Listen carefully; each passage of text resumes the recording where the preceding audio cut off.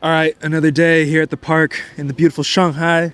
We got the sun shining, blue skies, people doing whatever they do Yep. behind us. And today we're here to discuss The food culture in China. food culture in China. What I think it's pretty underrated how important food is in this culture, and not in the Yep. sense of tasting all the different dishes, as far as more so what it symbolizes, right, for the people, and a sense of social gathering, a way to give face, a way to give wrenching. Yeah. All of these can be mixed into the food culture here. So I would like to ask you to lead us into a discussion about the importance of food here in China, and just kind of see where we go with it. Or maybe I would suggest, do you have some questions since you will be staying here like for almost a year? So you I have definitely- observations. I think a lot of my questions have been answered. I'm sure questions will arise as we go into this conversation. Okay. But I think if you can just give us an introduction into how important food is for your people here in China, that would be a great way to start.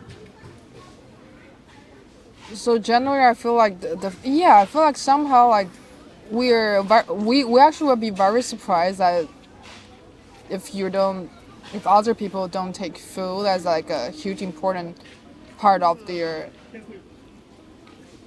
national culture. It is unbelievably critical. It is Yes. unbelievably Yes. centric to Chinese life. Exactly, because I feel like also I feel like maybe it happens in the same situation in like some country like Italy or something, but Yes, but still not at the same level, I would argue. yes, we are. I feel like the food is like the food culture is not only about like, oh, you just figure out the way to feed yourself up, try to not starve or something. I think the nutrition aspect of it is the smallest part of it. Yes, I would agree with that. So the food culture, I mean, I just give my personal observation. Even as a Chinese, I feel like so it's like so because we are. I think the food culture is varied by different region for sure. So, but generally the food culture plays a very important role in our society and also surround nation, because I feel like the food is like you can call it like social glue. Social clue. Okay. Yes. So in short, it's about like so food is it's more than just like a the final result or production. You taste it like we enjoy the food. Of course, it's one part. Like we are the food person, but also it's like the process of making the food. One of the big reasons, because the making food process maybe today is slow, but not as important than it is before. Right. But all those years, like making food, this process is we consider as a super important, like kind of like a family activity to us. So it's so within that process where we have like a lot of shared memories, and also like it just help people kill the time in old time, but also like I feel like for today it still play a very important role for us. Can have the social glue. The other part will be a lot of the important like social activities, especially if you want to make new friends, want to enhance your specific relationship with another person. Food plays a super important part as like being like certain kind of like I would say it's like a excuse to ask some people out. Yeah. Also, like if you, I get that all people, it's something like have a coffee shop, but here would be like, because we don't, normally all things start with like, how about we'll have a lunch or dinner together. Normally we start with a lunch, because dinner would be like super, it's more formal and intimate stuff for us. So normally we start with a lunch, or like we'll just have we'll just go someplace, have snacks together. Yeah. So what I learned from my cultures will be like, so food considered as like a social activity. So it's also like we can like know. It's just a way we get close to people, like for example, like just get like the food you choose. Like we really like value like if you can enjoy the same food like I do. Yeah. If you can't, great. We just not we can be like the food partners. So we Yeah. just Yeah. probably in the future I won't hang out more with you because in Mandarin we say 吃在一起 means you definitely want to hang out with your people who can really enjoy the same type of food. Yeah. Like you like spicy, I don't like that. Great, we're not for us. Maybe we still be friends, but not in that close way. So food Right. actually very important, and also like the way people enjoy their food. We do have a lot of food etiquette, which probably if you brought up to like more formal way will be related with 面子 and 人情. If you were just having food with your peers, great. Actually, just enjoy like a normal food. I think what's really matter will be if you guys can really enjoy the same type of food. If you're open to different kind of snacks or weird stuff. It's more about the enjoy the vibe with your friends. The vibe is important. But if it's about having some like dinner or I think especially maybe it's not about dinner or lunch. If you just have some food with the older person or some people like senior to you. That's maybe, a big deal. Yes, big deal. That's important. I don't feel like you can actually enjoy the food at that situation. Because you're going to be so stressed out that you're going to say Yeah. or do something wrong. At that situation, food is just only play as like, kind of like a. I don't know. It's just like a. Like how to say like it's like. Yeah, food is not that important as that situation, but it's just excuses to help everyone just gather together, and just create some kind of like temporary social space for everyone to be there and kind of discuss something maybe before they don't feel like open to discuss. Because generally, I feel like here you guys have the coffee chat culture, but here when you really want to just talk with someone, like in a kind of intimate way, or just like you want to have like more, just like personal time or something, we would prefer to eat together. I think when you say coffee chat, I know that's a term you're getting from Xiaohongshu, and I think coffee chat generally is used in like professional networking, especially in the sense of like trying to get a job. Yeah. So that's why I think you've been exposed to the term coffee chat, is because you look on Xiaohongshu and all the Chinese are saying, oh, there's this thing coffee chat. It means networking with, yes, but I wouldn't use the term coffee chat per se, but coffee in general is seen as a good low commitment interaction with someone. Yeah. So like whether it be a first date, whether it be an actual like this coffee chat, this idea of just trying to, it's almost like networking type deal. Yeah. It's seen as a low commitment thing. Whereas meals, it starts to be like, well, if we're eating dinner together, we're definitely going to be spending at least 2 hours together. Whereas you might know in the first 15 minutes, you don't want to spend another minute with this person. So that's why, again, coffee will be the first thing, but similar to here, like we start out at lunch, right? Because that's a quicker thing. And oftentimes it'll be during a work day and you have an hour to, but dinners in China, I would say if we're meeting for dinner to eat, and like most of our purpose is more so like we're just trying to eat our food because we see each other so often that a dinner isn't like our time to be social. But if it's, you see this person once a month or once every so often and you get together for a dinner, those dinners probably average 3 hours. Average. Yeah. It only ends. Probably sometimes it won't end, even if they start to serve the fruits, which was considered. That's when you know. lunch. So that's a quick tip. If you're wondering when the dinner's gonna end, it's when the fruit comes out. You're nearing the end. That's the dessert. But my experience would suggest that it's not happening all the time. Sometimes people would just keep talking, even. It's yeah. They are long dinners, which is okay, which is fine. As long as you know that that's what it's going to be, because it is a rude awakening when you first arrive, and if you don't have that prior knowledge, you will your schedule is going to get messed up a little bit. Some of those things you wanted to do after dinner before you go to bed, those aren't going to get done.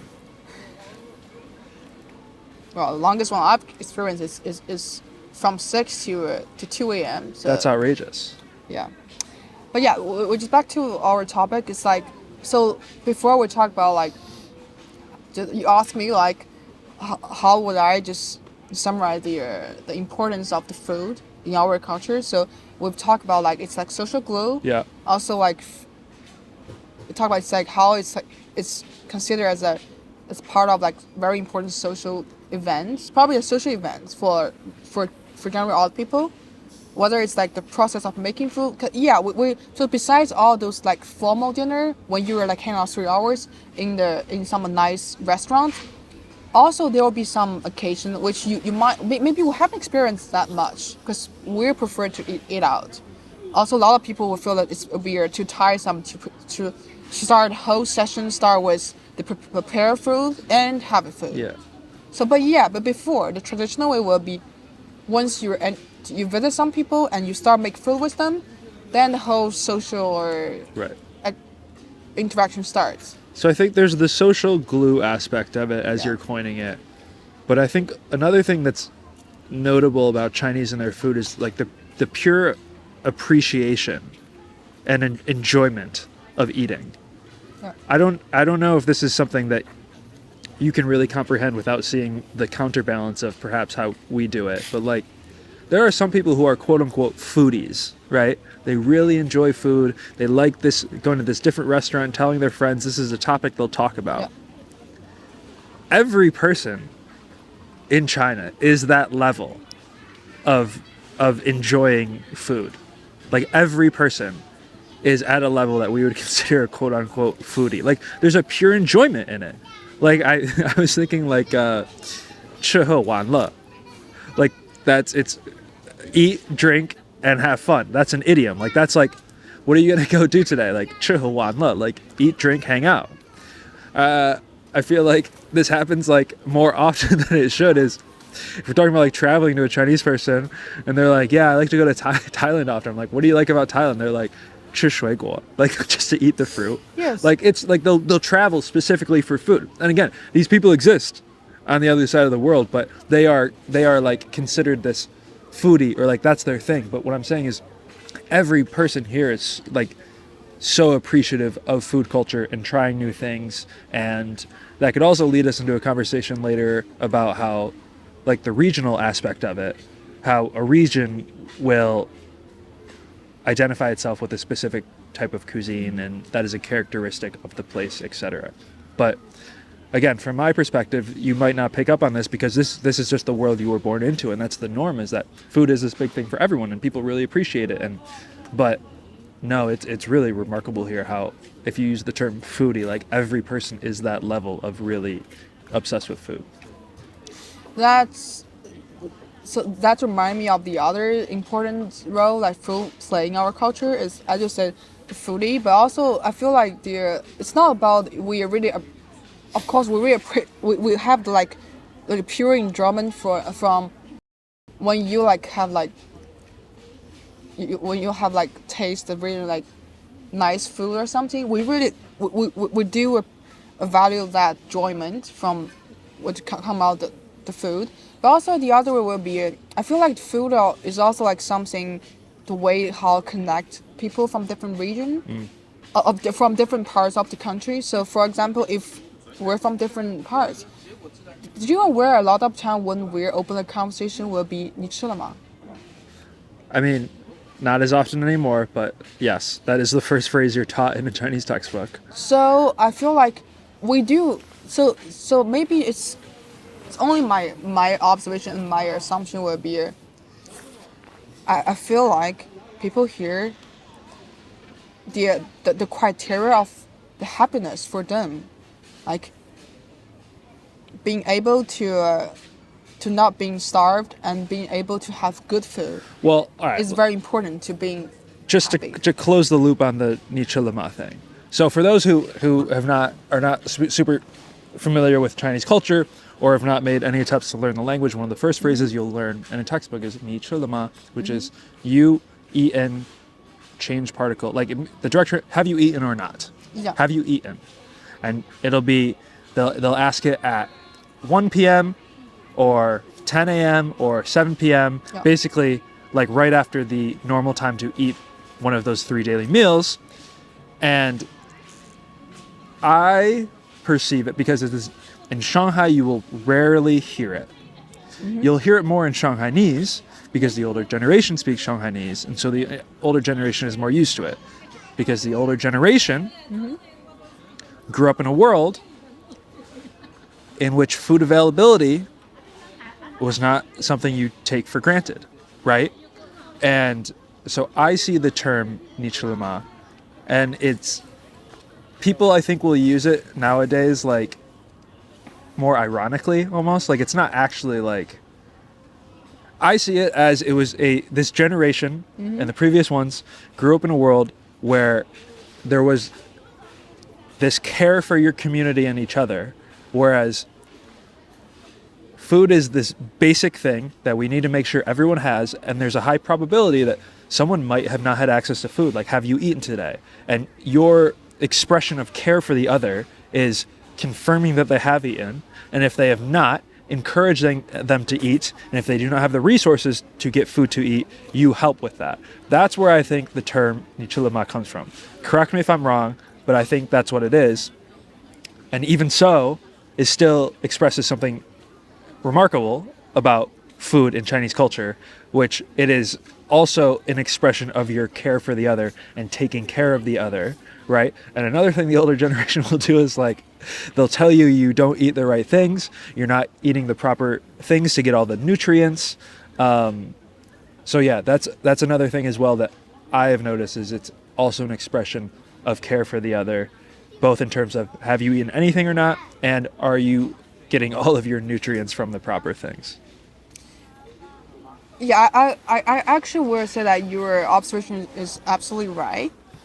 Because I was about to bring it up there, but yeah, I guess you were already bringing Sorry it up. for stealing your thunder there. Sorry. It's okay. It's a segue. It's a good segue. Yeah, it's carry us along. Like, but yeah, well said. So Thank you. For me, it's like I was about to say like for me, it's like oh, the food is the way. Yes, it's also it's our mindset. Like food is like the way we express the love and care for the others. I was about to say that, but yeah, but nice try. I actually would appreciate you bringing it up. Or like lingshi, like these small snacks. Like that's a specific Yeah, industry of course. in China. It's an industry of like Yeah. these tiny little pre-packaged snacks, right? And it's not necessarily for the convenience of you can put this in your lunchbox, but it's almost like, I think it's more so it's made as something you can put in your pocket, pull out of your bag, throw it on the table as an offering to someone. And that's like, it's like your expression of like, it's not mianzi, but it's like care. It's expressing care. Yeah.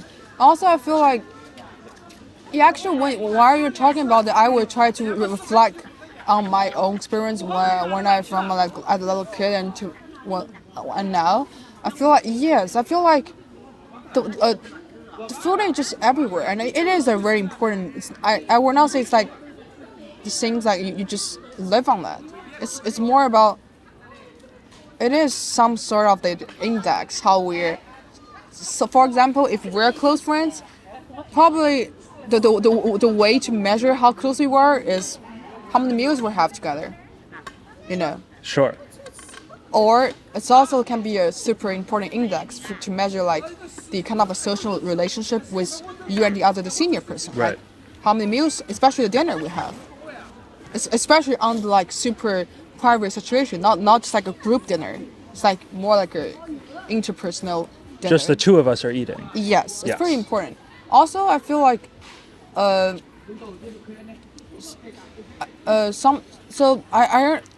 feel like probably it's like a universal thing when you try to make new friends or try to just break the ice. I feel like food is the thing we were brought up like pretty often. Also, like food, what we view as it's called like a culture symbol from different, because like China is a huge place. Yes. How are we going to know the person, their personality, or we just want to like have like the very first impression on those people. So we were good, but how do we know that? So for us, we would prefer the food are very important. So Well, it's a great icebreaker. yeah. Also, we have the philosophy that you are what you eat. So Yeah. also in Mandarin we have the other idiom was 一方水土养一方人. So where you're from, what food are you eating. It's mostly like decided on the environment, also the geographic features of the places you are. Do you believe, so when you say you are what you eat, do you believe that you can, from understanding what this person eats, understand what type of person they are and what type of temperament they have, Yeah. and like their emotional state? Do you think those are some things that you can derive from understanding what they eat? Like if I someone that guess for eats most spicy people, for yeah. every meal might have some like pain in them because they want to inflict pain on themselves every time they eat, or is someone who only eats dumplings for every meal, like they get a little anxious about like new things and difference, they like the same thing? Like is this what you're when you say you are what you eat? We have this phrasing as well, but it seems like you are taking it more in a literal way. And so I was Exactly, okay. because I'm also like for now. I just want to be clear that I'm only giving out my personal experience. So Disclaimer. yeah, disclaimer. So that's actually the thing my mom will always say. Also, I've heard a lot from the old generation, from where I was.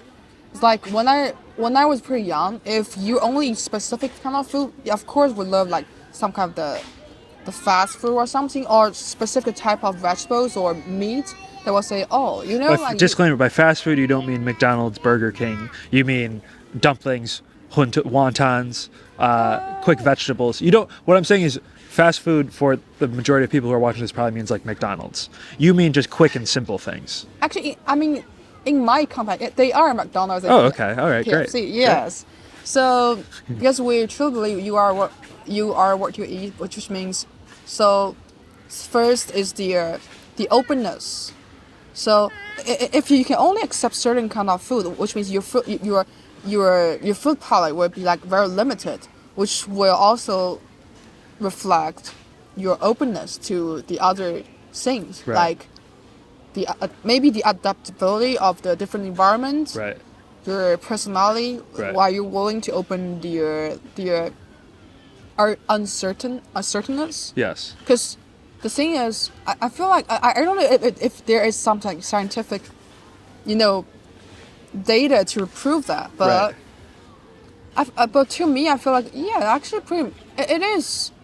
Part of them might be true, because before, like when you are pretty young, you actually you are you are a little bit scared about what kind of thing you're going to eat, because you don't know little about that. But gradually, you know, oh, I prefer this flavor, I prefer that flavor, and maybe I can have a try with the other one. So I feel like through this attempt, you will actually overcome certain kind of your fearness on the uncertain things, Right. which is which in this context is food. Right. So, I mean, maybe I was thinking what I learned from this process. I actually to me personally, I am more open than those of my friends who are unwilling to open to this uncertain of the food. For example, we have the I really don't want to bring this up, the bamboo rat things. Oh my God. Yeah. Yeah, just you know, for that kind of stuff. Okay, hold on. Before you continue, definition of a bamboo rat. When we were in the city of Zhangzhou in Fujian province, we encountered a specialty for them is in the market you'll go and you'll see in these cages there are these gigantic rats, and they only feed them bamboo and greens.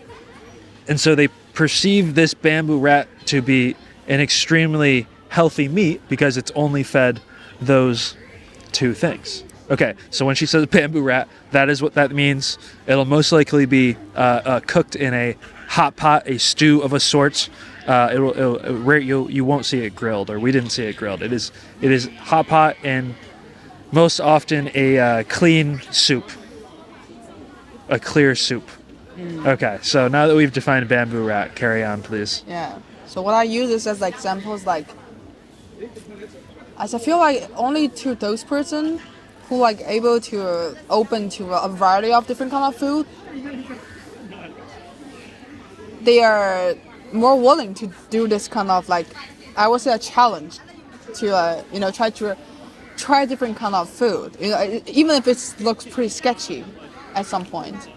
So also like for the old people, also I feel like also it's part of the reason because they think if you are more willing to open to different kind of food, which means you were, I feel it's kind of like some of the strategy they use to coax those kids to let them have more different type of food to gain more nutrition from those things. But yeah, but generally I feel like like I said before, the food can, so the openness to different type of food. Right. What we say that you are what you eat is if you can have like as much as food as possible, which means it's not the amount, but more about the variety and the category. So which means you definitely have you have I'll say like the ability to conquer sometimes we say like some kind of the difficulties in your life. Sure. Because since you are able to get over the fearness of the uncertain things like food, you're definitely able to confront with all the. I think especially since I think a lot of the people we're talking to are foreigners, and if they are living their life in China, there are some things that are absurdly odd to eat to us. Yeah. So, but also I think Chinese people also really understand that, right? Yeah. So, if you are in Chengdu and someone says, "Let's go eat spicy rabbit head," which is a specialty, there are hundreds of shops that only sell spicy rabbit head. Yeah. And if someone offers you that, especially as a foreigner, they might be almost bluffing you in a sense to be like, are they really gonna try this? Because like there's lots of foods that are, from our perspective, very odd, and Chinese people understand that. So when they offer you these things, understand that they probably know that foreigners don't really. They'll know what are the things that foreigners might think are a little like weird, and so when you have that opportunity, make sure you take advantage of it and get some face, because if you can scarf down that spicy rabbit head, you're gonna earn some face for sure. Yes. There's also bring to the other. I think it's also like a complementary things for we can maybe I can understand why the older generation will encourage us to be more open to different type of food, which means it may shows respect. So if you have the ability to willing to accept different type of food, wherever you are, which to us was that you gave faces, you were showing your respectfulness to the other culture, and which would help you to break the ice with different. And I think that's a great way to segue into talking about the topic of face in general. So that's one way that face is brought into the mix of food culture in China. But let's talk about like the hosting of a meal, or how much food you order, or specifically how much you spend on the food. It's less about the quantity, but it's more about the cost. Yes. So talk to us about hosting meals as an expression of respect for your guests, and how important that is in very traditional Chinese settings. Because I think specifically perhaps the younger Chinese generation is starting to not take that at face value and as literally anymore. And some might be thinking that, why are we just wasting our money on this food? Like, you don't need to do that for me. Like, we're good. Like, but the older generation and more traditional Chinese culture, tell us about how important the, again, quantity, but more so the cost of the food that you order to the table, and what that means as far as respecting the other. And perhaps give us a story about when there was disrespect and how people took it, and just tell us what you can. Okay, I would try to recall all those years, cause most of the things, I feel like something like you just, I mean, it's pretty rare. Like you learn those things on the textbook, or some people would just tell you like literally. Which is why we're sitting here and telling people about yes. it, and everything that we put out within Chameleon is trying to help you, because there are no textbooks. But especially for someone who's grown up in this culture, this is something you just picked up. Yeah. So perhaps you do not reflect on it in the way that I do, that invited to a meal, absurd cost of the meal, they really want to impress or respect me.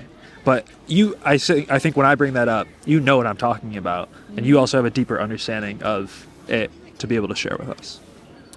Yeah. So before we already talked about that. So if it's about if we're going to the context where food is as we say, it's a way to express you want to gain faces, which we know as you try to show your respectfulness to the other person. Correct. Then the way that you order those food and how you arrange all the dinner is actually extremely Yeah, important. so it's not just what you order, but it's how you go about it. Yeah, it's not about when the you food. when you roll up to a fancy dinner place Yeah. and they've rented one of the private rooms, you've got the couch on the center, you've got the tea set up, there's a bathroom in the corner, you got the giant round table. You walk in, they greet you, you sit down, and the food starts to come out. You're like, oh, they already ordered before you got there. That's like a world class, that's like a countrywide class, high class version of preparing a meal.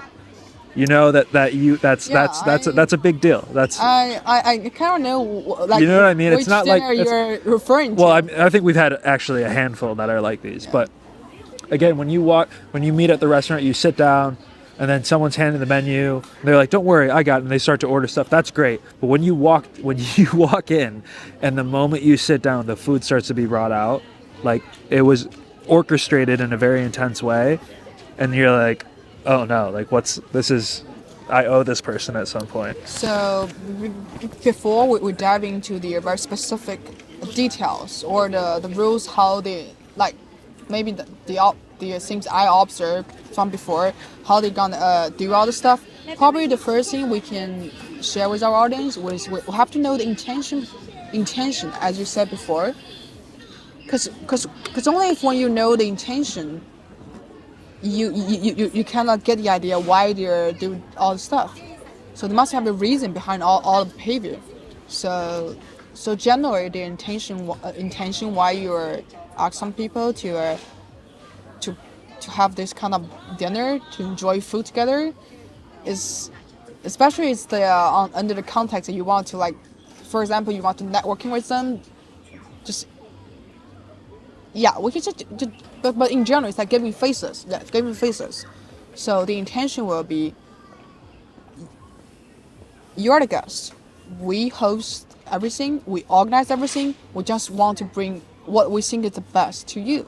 Of course they might ask what are the things you might be allergic to, but generally their intention and their mindset will be the way to show respectfulness and giving faces to the person is you don't need to do anything. You just leave the rest to us. 100%. That's the first thing I think our audience need to know. And if something you didn't include in that list is paying for everything, which I think you meant including taking care of everything, but you don't split bills in this country. When you don't split bills here. So the things when I mentioned about when the host say like leave all the things to them, which means sometimes they even like the moment you get off of your home, sometimes they will just have someone to drive you to the place. So the moment you are there, all you need to do is enjoy the meal, enjoy the conversation. You don't need to do any efforts about like try to like help out. No. Don't do that. All you need to Don't do do that. is play the face game. Yes. That's the only thing you got to worry about. But other than that, you just sit back, relax, and eat, because that's the whole point of this dinner being arranged. Yeah, because the thing the theory behind it is the host, their mindset is we are trying to plan out. So their intention so their psychology will be so that the more the more we can organize for you guys, which shows like not only the level of the passionate we are expressing, but also the respectfulness also can show like the ability to host everyone. So which means it's not about making all the guests feel comfortable, but also like I think it's not a one direction interaction. It's a two-way. So the ideal situation will be all the guests know exactly why why they should leave all the rest to the guests, because they know it's also an opportunity to let the host to express their ability to organize everything well, and also it's a way to let them just just let them show up. I won't say show off, but like just let them try to You show let their them do ability. your like do their when you get things. invited to a dinner. Yeah. There's no point in like the let me help you figure out what we're going to do, or like pulling out your card to offer to pay, or like helping them set up the whatever. Like the whole point is you're supposed to just sit there and everything's taken care of. So like Yeah. don't even stress about that. Also, I would more say like the host will be like leading actors. The guests should be. You are not the audience. Remember, even if you are being invited, you should also Participate. participant. Also, like I would say, you're also part of the performance. You need to really need to like assist with try to align with the whole vibe, and I would say in this situation probably need to observe more for those people who just started to do this kind of stuff.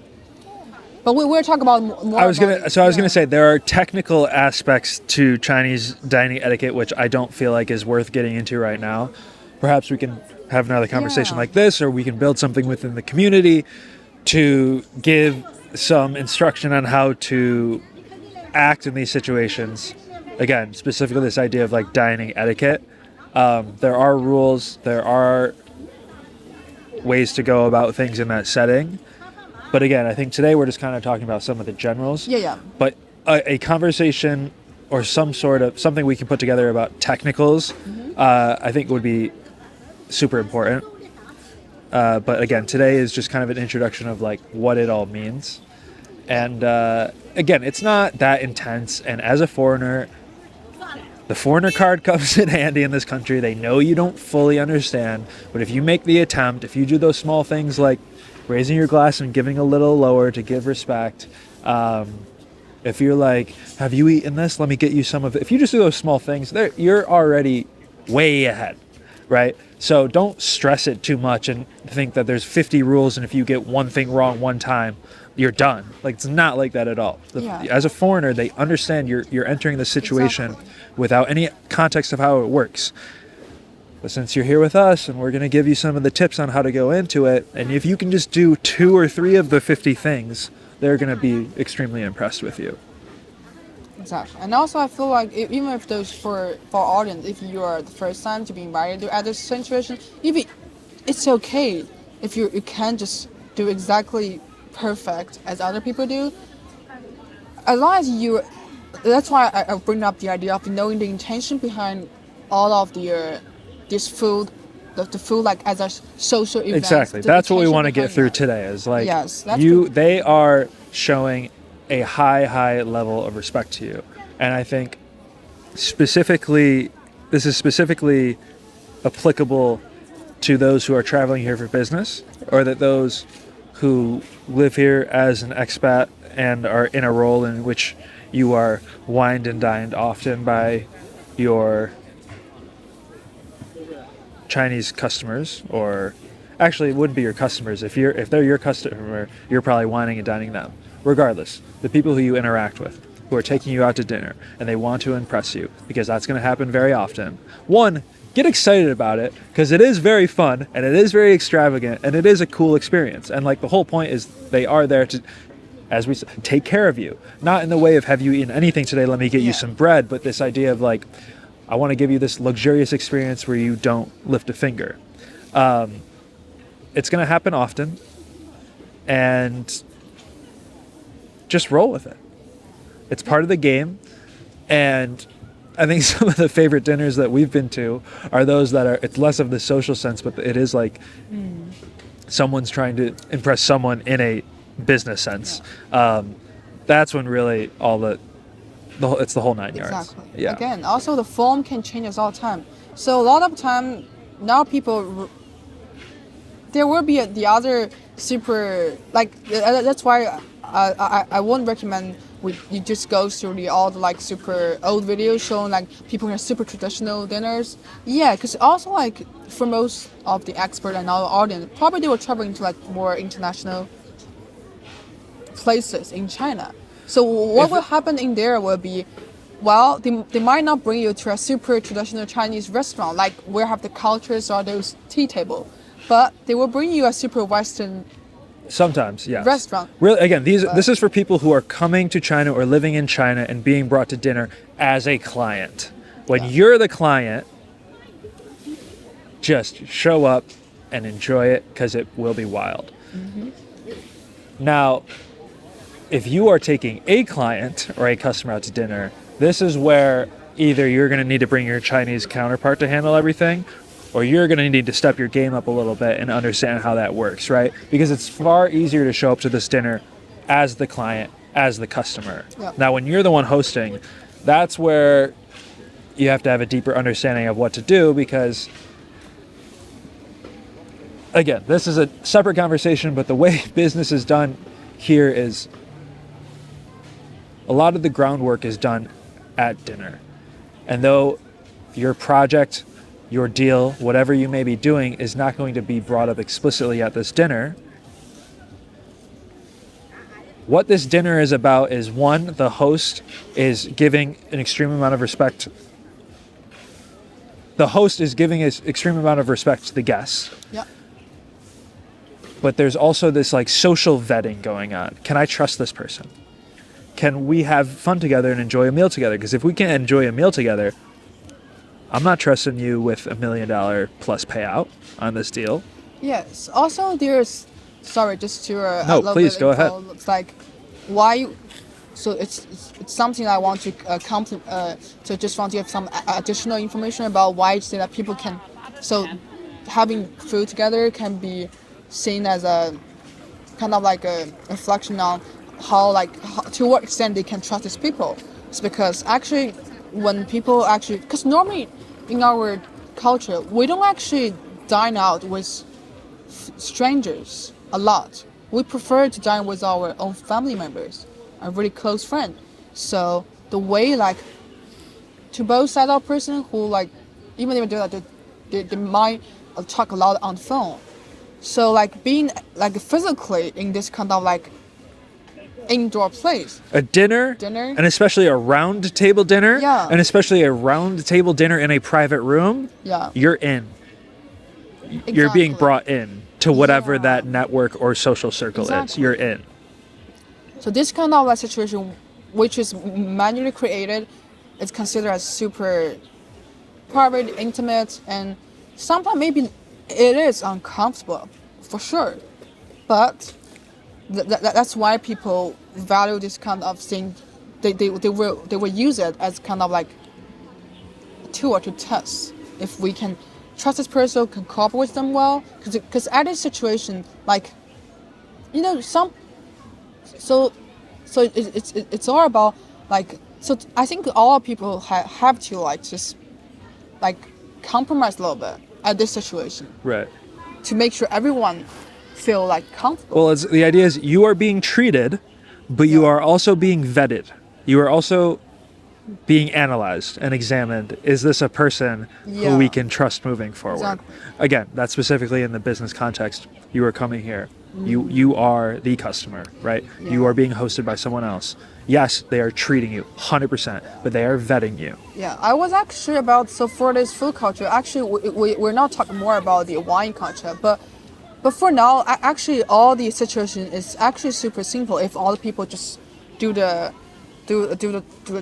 talking and networking stuff and just enjoy food, and why you just try to play around with the host.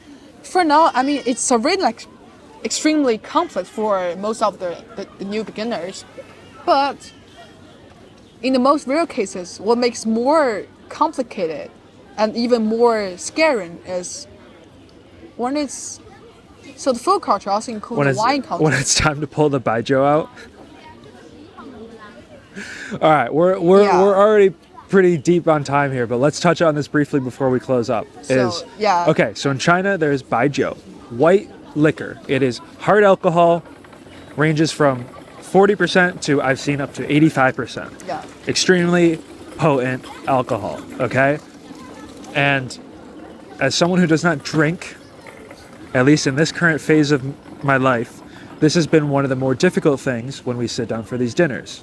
So right now, because I feel like maybe in the future episode, we probably will like have like a separate episode about the maybe have a deeper touch about the wine culture. 100%. So this is a light introduction, because as we talk about the social vetting, I think among the more traditional Chinese, more so among the men, if I cannot drink with you, and if I cannot drink with you to the point in which we are stumbling out of this room together, how can I ever trust you with my money or with my resources? How can I trust you to get this thing to me on time? Yes. We also have like idiom. Maybe you can just let's this would be a great way to wrap it up. Let's hear the idiom. 酒品见人品, which means what I say 酒品 means the I actually don't know if there are exact I've never heard that. translation for that, but it's more about like because when people like drink together, Yeah. we call like a drinking etiquette. Probably more about that. So it's like, for example, I mean, they at some point all of them will be drunk, but Yes. how you behave and how you're able to like make sure everyone's like drinking like enjoy all the session with satisfaction, but also make sure everyone is safe. Yeah. And everyone's being protected and respected, which we will include in more detail in the following in the future episode about the wine culture. So when I mean 酒品见人品, this idiom means the way you drink and interact with them, with other people, can reveal what kind of person you are. When I did like the literal translation in my head, it's like quality of a drinker, quality of the person. Like, Wow, it's not a bad translation. all right. On that note, let's wrap it up. But I think, again, food in China, it's an absolute centerpiece. As soon as you touch down here, it's the first thing you'll be introduced to. It also is very representative of the different regions in this country. People take a lot of pride in the type of food that where they are from produces, and you can tell the type of a person from what they eat. You can tell what type of person they are from the way they dine, both in how they host and how they act as the guest. And I think there's so much more that we can dive deeper in later on. But again, as I think a lot of these first handful of episodes we're putting out this is introductions to specific topics, and then we can go in deeper at a later date. But it's really, really important. It's difficult to overstate how important food is in this country, what it means to them. And again, I think there's one more thing before. I'm sorry we were wrapping it up, but can we talk about Byron Fan? Quick joke. Another social media thing. There's this thing where Chinese students who study abroad, specifically in the U.S., but I think also the U.K. gets this as well. But also, UK was known as the Byron Fan capital. Not there's something worse than that. Okay. Anyways, Byron Fan, white people food. It's like if you have a quick lunch, you're busy at work, and you have a piece of bread, a banana, and a bottle of water, or an apple, or whatever, which is like obviously not a full lunch, but not uncommon for some people to do as a quick meal. They'll like take a picture of it, and they just like can't believe it, because once you arrive here, another thing you'll learn is the food is so intricate. The amount of time or the amount of ingredients that are in a specific dish. So yes, get ready for that complexity. And again, it's funny how they view the food from the Western world as well a lot of the time. Just unbelievably simple. Let's not get off track. We were wrapping it up. We were doing well. This has been an introduction to food culture in China, and we will talk about some of these aspects more in the future, but we hope that this gives you a bit of insight and a bit of information to prepare you or to help you continue your time in this country, in this culture. And even if you're not in this country, We've got Chinese people all over this globe, and if you find yourself lucky enough to be invited to a meal with them, regardless of where these people are in the world, you're still going to be sitting down at a round table, and you're still going to be fed until you feel nauseous, as a sign of respect. So, on that note, let's wrap it up. And actually, I think we're going to order some food. Yeah. Also, yeah, just try to experience with like both. How to say that? I won't say that you be bold, like being just put yourself in dangerous situation, but just try to feel it. Enjoy it. Yeah, Enjoy it, specifically yeah. those meals you're invited to. It's a great experience. Enjoy it. Don't worry about anything. Yeah. Let's order some food. I think we're both. I'm feeling a little Yeah. exhausted. Or some white Are you? people food, or Well, just, no. No. Something simple. Dumplings. Okay. But does that reveal that I'm a very simple person? I'm just gonna let you order, and then we can see who you are as a person. Sure. All right. Let's order. Cool. Until next time. Until next time, where we're gonna talk about. We don't know yet. We'll figure it out. Okay. Yeah. All right. Until next time.